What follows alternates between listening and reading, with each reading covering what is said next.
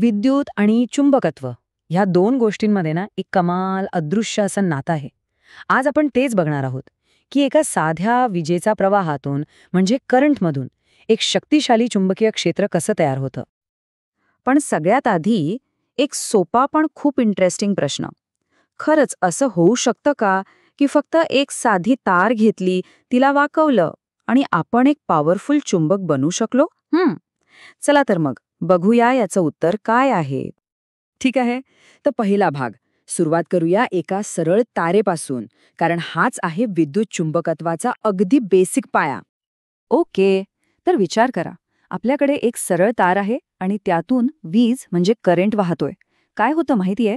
त्या तारेभोवती एक अदृश्य शक्तीचं वर्तुळ तयार होतं आणि तेच आहे चुंबकीय क्षेत्र. हे कसं दिसतं? तर अगदी पाण्यात दगड टाकल्यावर जसे तरंग उठतात ना, गोल गोल एकामागे एक, अगदी तसंच. चला आता पुढच्या भागाकडे वळूया. तारेचं वेटोळं. इथेच खरी गंमत आहे. विचार करा, जर आपण तीच सरळ तार घेतली आणि तिला वाकवून असं एक गोल वेटोळं बनवलं, तर काय होईल? बघा, तारेला असं गोल वाकवल्यामुळे ना एक प्रकारची जादूच होते.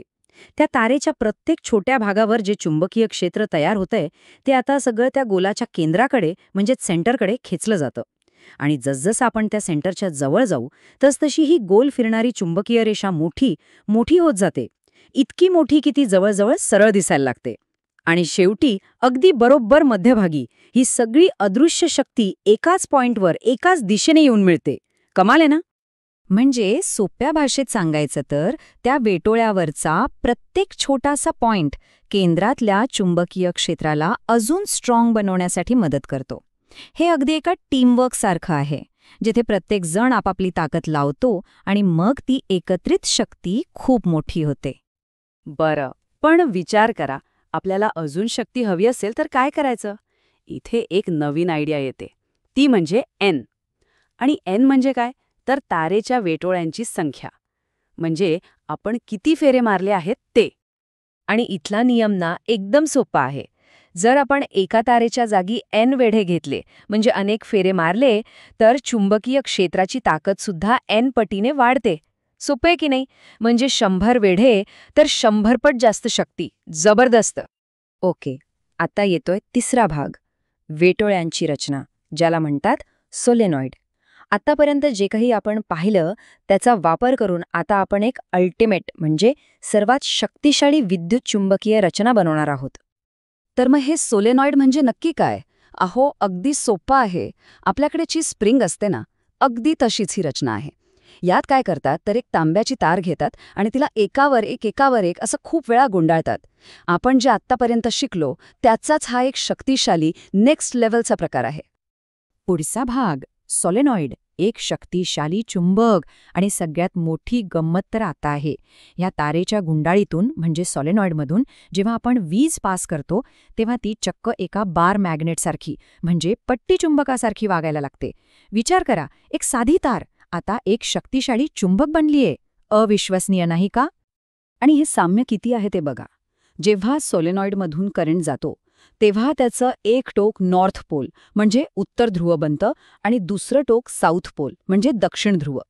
अगदी अगदी आपल्या पट्टी चुंबकासारखंच. एवढंच नाही तर त्यांच्या भोवती तयार होणारं चुंबकीय क्षेत्र पण जवळजवळ सारखंच दिसतं. पण सोलेनॉइडच्या आतमध्ये ना एक वेगळीच गोष्ट घडते.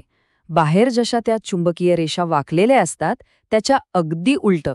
आतमध्ये त्या अगदी सरळ सोट असतात, एकमेकांना एकदम समांतर, जणू काही शिस्तबद्ध सैनिक उभे आहेत. आणि त्या एकमेकांच्या खूप जवळ पण असतात. आणि ह्या सगळ्याचा अर्थ काय होतो? तर एकच, की सोलेनॉइडचे आतलं चुंबकीय क्षेत्र हे युनिफॉर्म असतं, म्हणजे एक समान.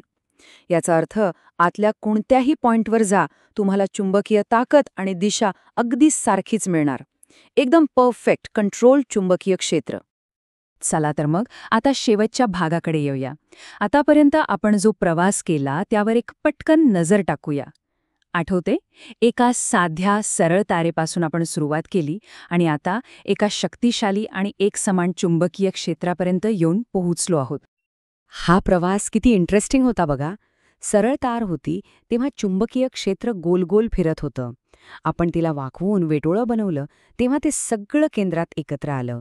आणि मग जेव्हा आपण सोलेनॉइड बनवला तेव्हा तर आपल्याला आतमध्ये एक समान युनिफॉर्म क्षेत्र मिळालं. म्हणजे विचार करा, फक्त तारेचा आकार बदलून आपण या अदृश्य शक्तीवर किती कंट्रोल मिळवू शकतो. हे खरंच थक्क करणारं आहे.